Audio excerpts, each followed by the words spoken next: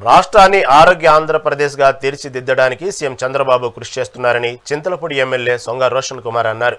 ఏలూరు జిల్లా చింతలపూడి మండలం బుట్టవారిగూడెం గ్రామంలో 1,40,00,000 రూపాయలతో నిర్మించనున్న ప్రాథమిక ఆరోగ్య కేంద్రానికి శంకుస్థాపన చేశారు. ఈ కేంద్రం ద్వారా దాదాపు 10,000 మందికి వైద్య సదుపాయాలు అందుతున్నాయన్నారు.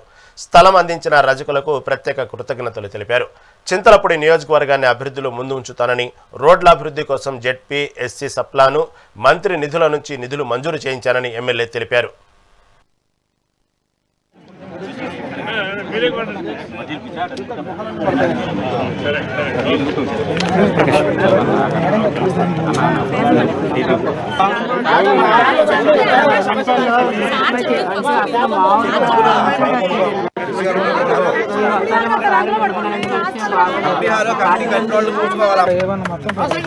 దాదాపుగా 2-3 మాసాలు పట్టింది. చింతలపూడి అంతా కూడా ఆయన కూడా 2-3 సార్లు ఇక్కడికి వచ్చారు.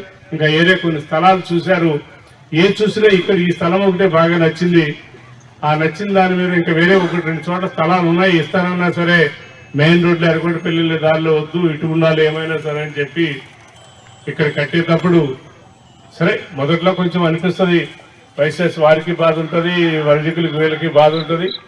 శివరాకరికి పాపం మంచి మనసుతోటి ఉభయలు కూడా ఒక 2-3 సిట్టింగులలోనే ఎమ్మెల్యే గారి సమక్షంలో ఒక ఒప్పందానికి వచ్చి సరే హాస్పిటల్కి మేము డెవలప్మెంట్కి మేము ప్రాముఖ్యత ఇస్తామని చెప్పి వారు కూడా ఇచ్చారు.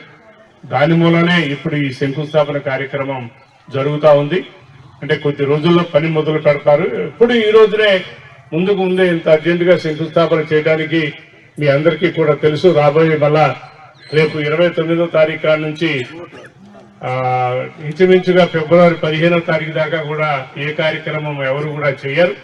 అసలు మనం ఏదో కొన్ని శాస్త్రాలు ఇవి ఉన్నాయి కాబట్టి ఈ రోజు ఒక భూమి పూజ కోసం